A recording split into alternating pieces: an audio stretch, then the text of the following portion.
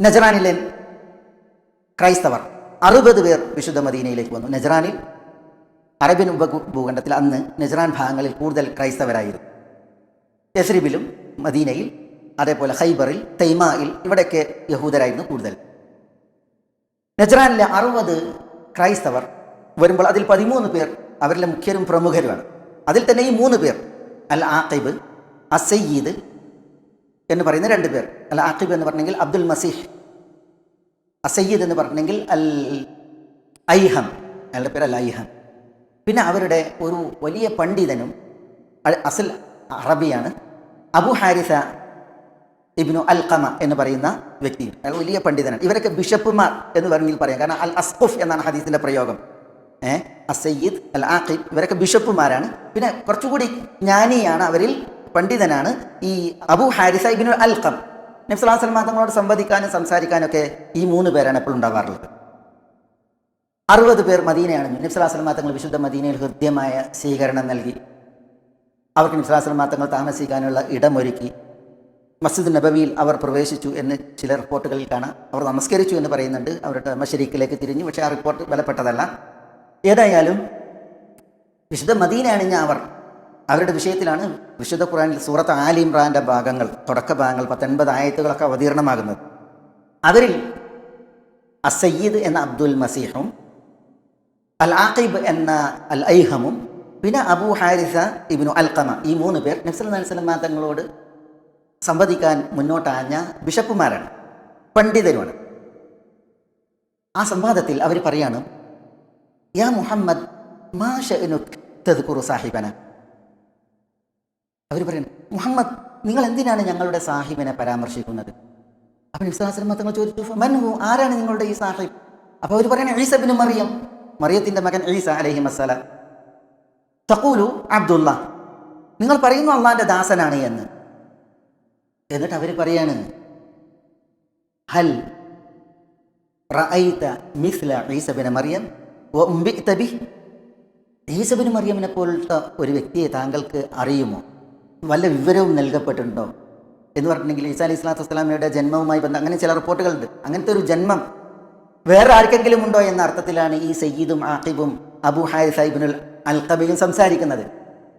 നബി സല്ലല്ലാഹു അലൈഹി വസല്ലം തങ്ങൾ ഈസാ അലൈഹി സ്വലാത്തു വസ്സലാമയെ കുറിച്ച് പറഞ്ഞത് മോശമായിട്ട, വാസ്തവവിരുദ്ധമായിട്ട, ശരിയല്ലാത്തത് സൂറത്ത് ആലി ഇംറാൻ ഓതിയാൽ, സൂറത്ത് കാഫ് ഹായ ഐൻ സാദ് മറിയം ഓതിയാൽ, അതേപോലെ വിശുദ്ധ ഖുർആനിൽ മറ്റ് സ്ഥലങ്ങളിൽ പരാമർശമായ ഈസാ അലൈഹി സ്വലാത്തു വസ്സലാമയുടെ വിഷയം ഓതിയിട്ടുണ്ടെങ്കിൽ തങ്ങൾ ഈസാ അലൈഹി സ്വലാത്തു വസ്സലാമയെ കുറിച്ച് എന്തെങ്കിലും മോശം പറഞ്ഞിട്ടുണ്ടോ?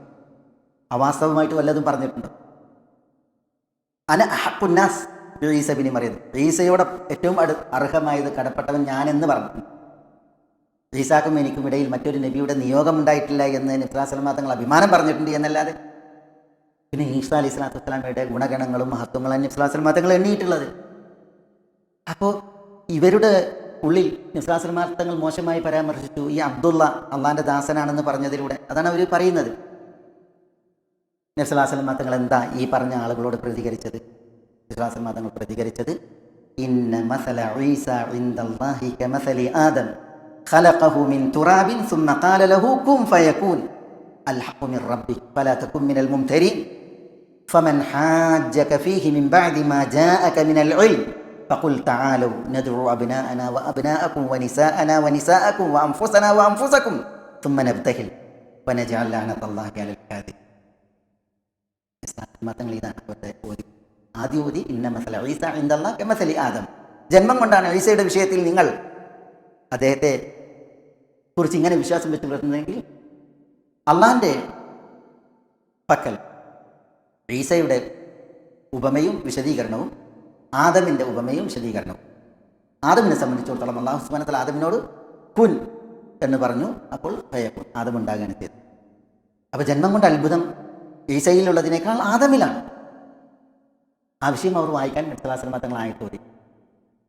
എന്നിട്ട് അവർ നബി സല്ലല്ലാഹു അലൈഹി വസല്ലം തങ്ങളോട് വീണ്ടും സംവദിക്കുന്നുണ്ട്.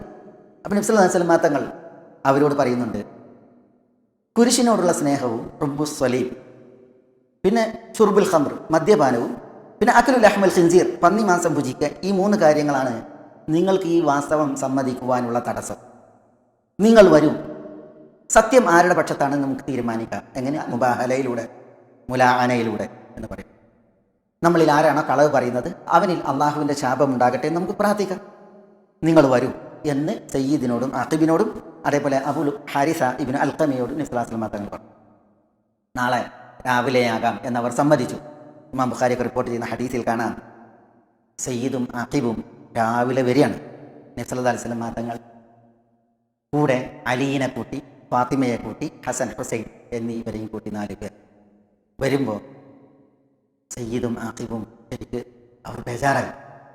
ഒരാൾ അവരനോട് പറയാണ്, ഇല്ല അന്ന ലാ നഹ്നു നഫ്ലഹ് വല അഖിബന ബഅദഹു അബദൻ. മുഹമ്മദിനോട് നമ്മൾ ഈ മുലാഅന നടത്തിയിട്ട് മുഹമ്മദിൽ നിന്നുള്ള ഈ പ്രാർത്ഥന നമുക്കെതിരിലുണ്ടായാൽ നമ്മളും പിന്നീട് നമ്മളുടെ സന്താന പരമ്പരയും ഒരിക്കലും വിജയം വരിക്കില്ല. അതുകൊണ്ട് നമ്മൾ ഈ മുബാഹലക്ക് നിൽക്കണ്ട എന്ന് പറഞ്ഞിട്ട് അവരെന്ത് ചെയ്യാണ്? റസൂലുള്ളാഹി സ്വല്ലല്ലാഹു അലൈഹി വസല്ലം തങ്ങളോട് പറയാണ്, മുഹമ്മദ്, ഞങ്ങൾ മുബാഹലക്കില്ല. നിങ്ങൾ ഞങ്ങൾക്ക് ഒരു അമീനെ ഞങ്ങളുടെ കൂടെ അയച്ചു തന്നാൽ മതി. ഞങ്ങൾ നജറാനിലേക്ക് മടങ്ങുകയാണ്. അപ്പോൾ നിങ്ങൾ ഒരു അമീനെ അയച്ചു തന്നാൽ മതി ഞങ്ങളുടെ കൂടെ എന്ന് പറയും. എന്നിട്ട് പറയാണ്, അയാൾ ലാ തുർസിൽ മഅന ഇല്ല അമീനൻ, മനസ്സിലായി, വിശ്വസ്തനായ ഒരു അമീനെ മാത്രമേ അയക്കാവൂ എന്ന് പറയാം. അപ്പോൾ നബി സല്ലല്ലാഹു അലൈഹി വസല്ലം എന്നിട്ട് അവർ പറയുന്നുണ്ട്, യുഅല്ലിമുന സുന്നത വൽ ഇസ്ലാം, ഈ അമീൻ ഞങ്ങൾക്ക് സുന്നത്തും ഇസ്ലാമും പഠിപ്പിച്ചു തരുന്ന അമീനായിരിക്കണം എന്ന് പറയും. അപ്പോൾ നബി സല്ലല്ലാഹു അലൈഹി വസല്ലം തങ്ങൾ പ്രതികരിക്കാണ്, ഞാൻ നിങ്ങൾക്ക് അമീനെ അയച്ചു തരാം, ഹക്ക അമീൻ, യഥാർത്ഥ അമീനെ അയച്ചു തരാം എന്ന് അവരോട് പ്രതികരിക്കാം. അപ്പോൾ സഹാബത്തൊക്കെ ഉണ്ട് ഈ രംഗം അതിന് സാക്ഷിയായിട്ട്. ഹദീസിൽ കാണാം, സഹാബികൾ എല്ലാവരും നബി സല്ലല്ലാഹു അലൈഹി വസല്ലം തങ്ങൾ ഇങ്ങനെ തല ഉയർത്തി നോക്കാൻ തുടങ്ങി. നബി എന്നെ കാണണം എന്ന രീതിയിൽ അവർ തല ഉയർത്തി നബിയെ നോക്കാൻ തുടങ്ങി. കാരണം നബി സല്ലല്ലാഹു അലൈഹി വസല്ലം തങ്ങൾ ആ അമീനെ എന്നെ നോക്കി വിളിക്കണം എന്ന വ്യഗ്രതയിൽ, താല്പര്യത്തിലാണ് അവർ എന്ത് ചെയ്തത്? തല ഉയർത്തി നോക്കിയത്. അപ്പം നബി സല്ലല്ലാഹു അലൈഹി വസല്ലം തങ്ങൾ ഐന അബൂ ഉബൈദ ആമിർ ഇബ്നുൽ ജറാഹ് എന്ന് ചോദിച്ചു. അബൂ ഉബൈദ, ആമിർ എവിടെ? അബൂ ഉബൈദ റളിയല്ലാഹു തആല അൻഹു നബി സല്ലല്ലാഹു അലൈഹി വസല്ലം തങ്ങളിലേക്ക് അടുത്തു. അപ്പോൾ നബി സല്ലല്ലാഹു അലൈഹി വസല്ലം തങ്ങൾ പറഞ്ഞു, ഇന്ന ലികുല്ലി ഉമ്മത്തിൻ അമീൻ വ അമീനു ഹാദിഹിൽ ഉമ്മ അബൂ ഉബൈദ ആമിർ ഇബ്നുൽ ജറാഹ് എന്ന് പറഞ്ഞു. എല്ലാ സമുദായത്തിലും ഒരു അമീനുണ്ട്.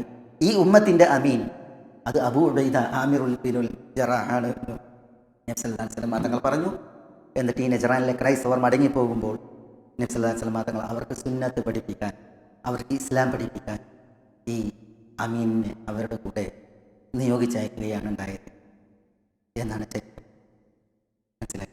നോക്കൂ നിങ്ങൾ, ഈ ബിഷപ്പുമാർ മദീനയിൽ വന്നപ്പോൾ, അവരുടെ മത പണ്ഡിതന്മാർ മദീനയിൽ വന്നപ്പോൾ അവർ അവാസ്തവം തിരുസവിധത്തിൽ അവതരിപ്പിച്ചപ്പോഴും നബി സല്ലല്ലാഹു അലൈഹി വസല്ലം തങ്ങൾ അവരോട് പ്രതികരിച്ചത്, അവരെ സ്വീകരിച്ചത്, പിന്നെ അവരെ യാത്രയാക്കിയത്, അവരുടെ ആവശ്യത്തെ റസൂൽ സല്ലല്ലാഹു അലൈഹി വസല്ലം തങ്ങൾ മാനിച്ചത്, ഇതാണ് നമ്മൾ തിരുചരിത്രത്തിൽ നിന്ന് സഹോദരന്മാരെ മനസ്സിലാക്കുന്നത്. നമ്മുടെ ഹബീബായ റസൂൽ സല്ലല്ലാഹു അലൈഹി വസല്ലം തങ്ങളുടെ ചരിത്രം ഇതേപോലെ എത്ര ഹൃദ്യം, എത്ര മഹനീയം, മാതൃകാപരം.